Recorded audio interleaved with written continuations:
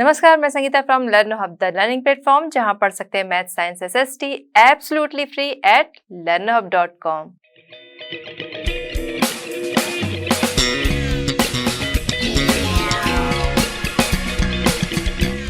बच्चों, आज हम डिस्कस करेंगे NCERT solutions for class 8। Topic हमारा है civilising the native educating nation, question number 1 to 6।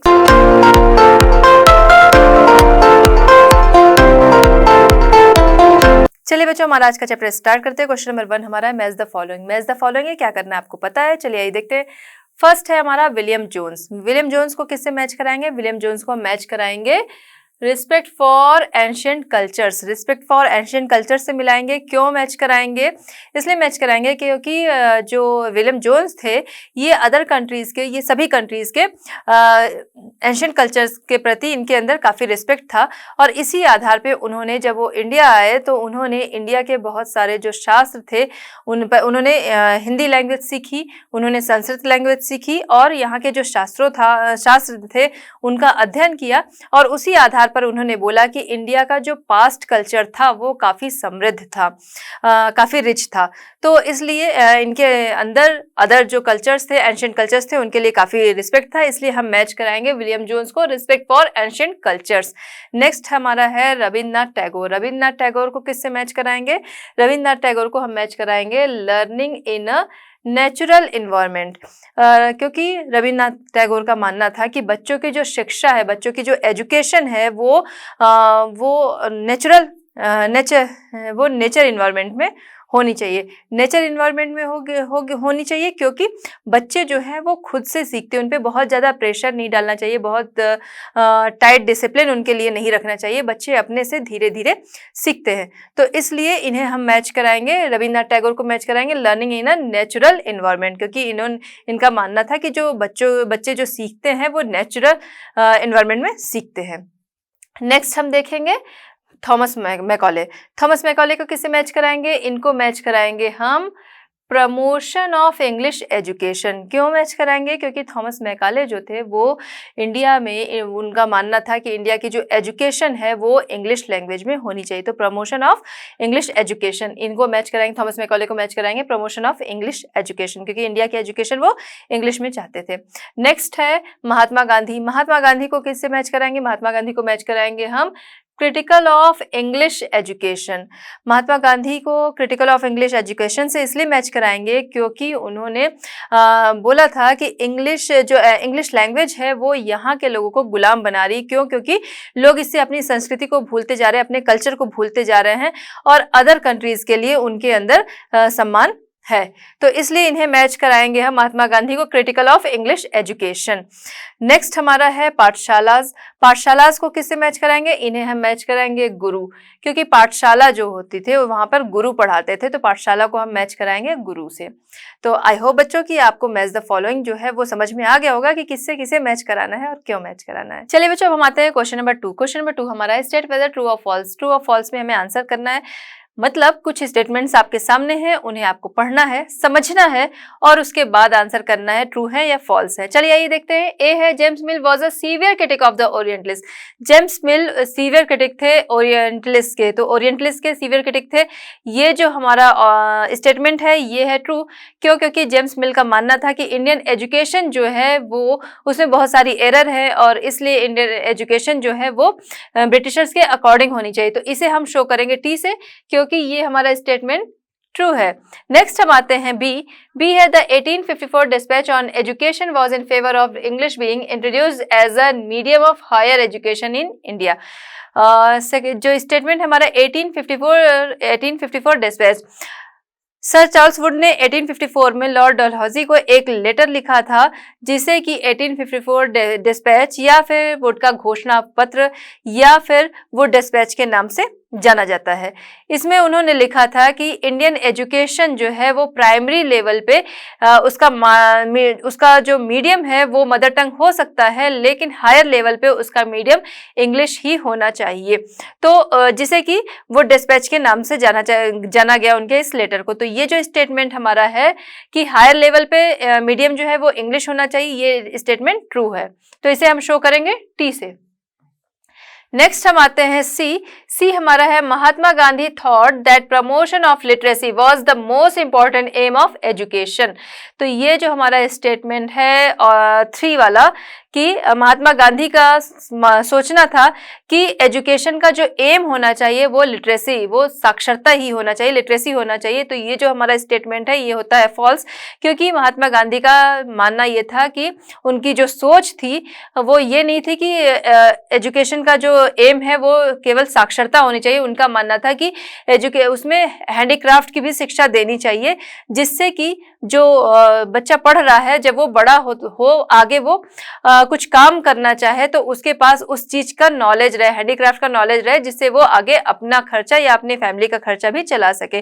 तो एजुकेशन जो है उसमें हैंडीक्राफ्ट को भी ऐड करने की इन्होंने बात की थी, जिससे कि ये जो हमारा स्टेटमेंट है कि उनका एम था ओनली लिटरेसी, तो ये जो हमारा स्टेटमेंट है ये हो जाता है इस वजह से false.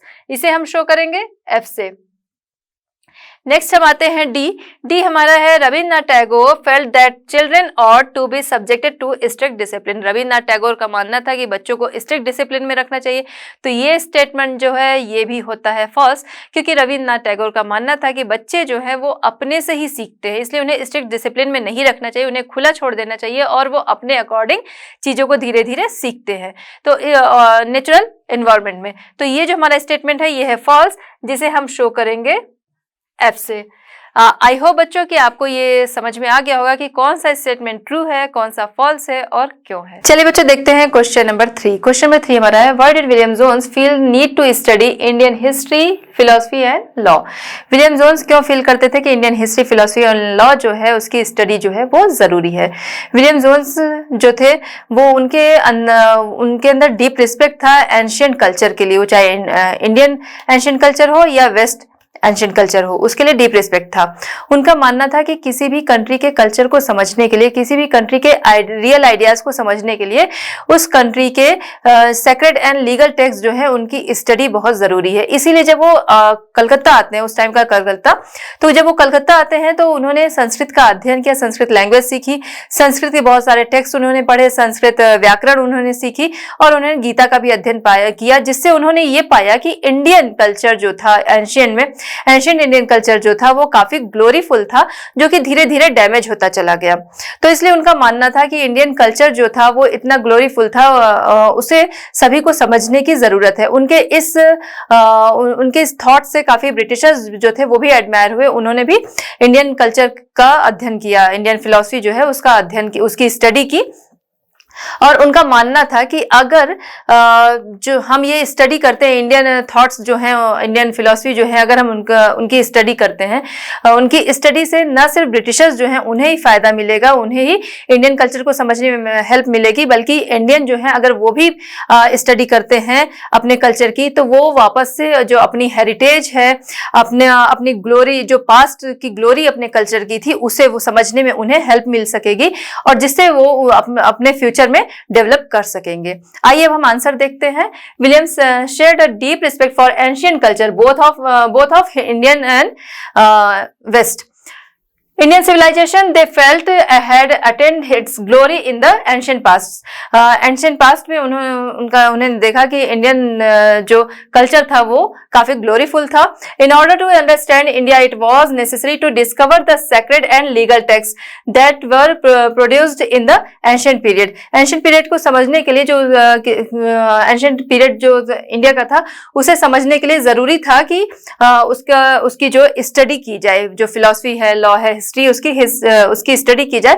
For only those texts could reveal the real ideas and law of the Hindus and Muslims, and only a new study of these texts could form the basis of future development in India.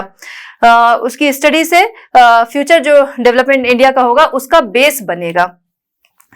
William believed would not only help the British learn from Indian culture, but it would also help Indians discover their own heritage and understand the lost glories of their past.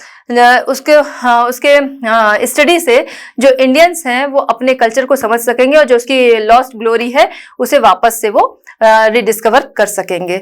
I hope कि आपको ये answer समझ में आ गया होगा कि William Jones जो थे उन्होंने Indian philosophy, history and law जो है उसकी स्टडी क्यों जरूरी बताई। क्योंकि उसी से लोग अपने कल्चर को समझ सकेंगे और वापस से उसकी ग्लोरी जो है वो वापस आ सकेगी। चलिए बच्चों देखते हैं क्वेश्चन नंबर 4। क्वेश्चन नंबर 4 हमारा है, what did James mill and Thomas Macaulay think that European education was essential in India.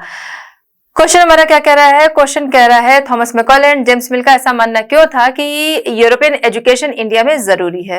तो उनका मानना इसलिए था ऐसा कि यूरोपियन एजुकेशन जो है वो इंडिया के लिए जरूरी है क्योंकि उनकी सोच थी कि यूरोपियन एजुकेशन जो है वो वर्ल्ड बेस्ड एजुकेशन है एंड एजुकेशन का जो बेस्ट माध्यम है वो होना चाहिए इंग्लिश।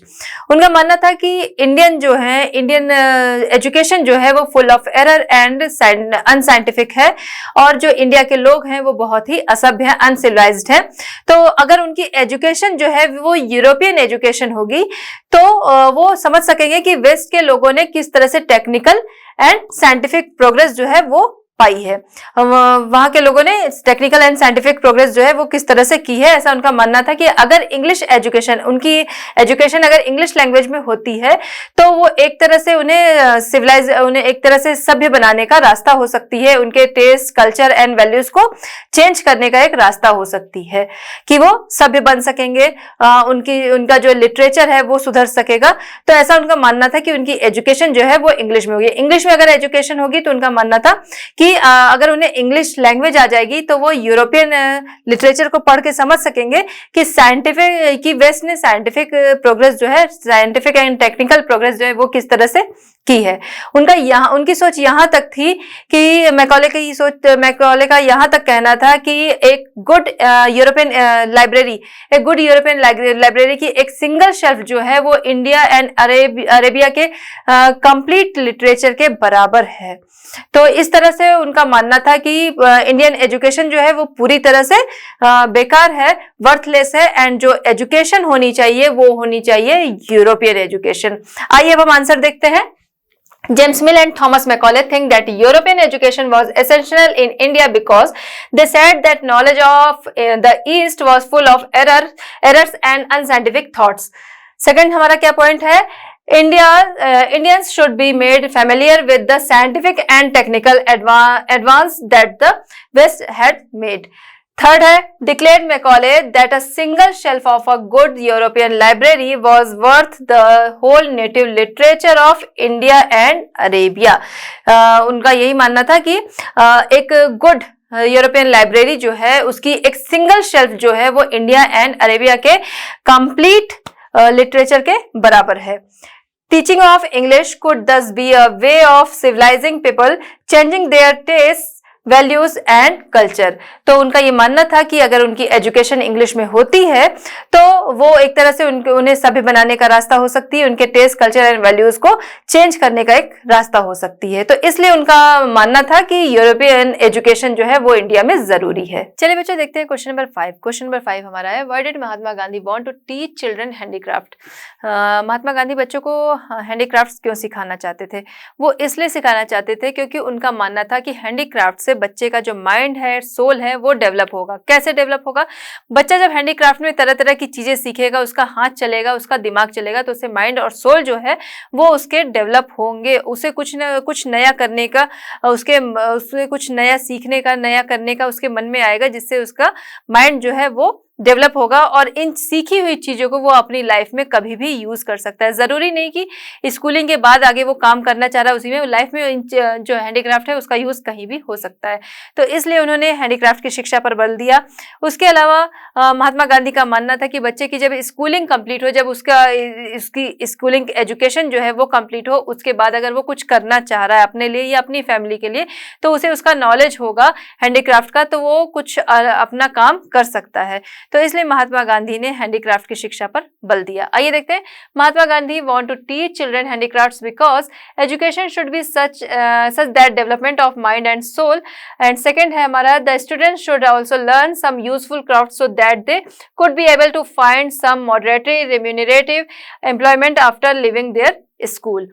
तो स्कूल छोड़ने के बाद अगर उसको ज़रूरत होगी तो कुछ अपना काम शुरू कर सकता है। तो इसलिए महात्मा गांधी ने एजुकेशन में हैंडीक्राफ्ट पर बल दिया, या एजुकेशन में वो हैंडीक्राफ्ट को सिखाना चाहते थे। चलिए बच्चों देखते हैं क्वेश्चन नंबर 6। क्वेश्चन नंबर 6 हमारा, why did Mahatma Gandhi think that English education had enslaved Indians.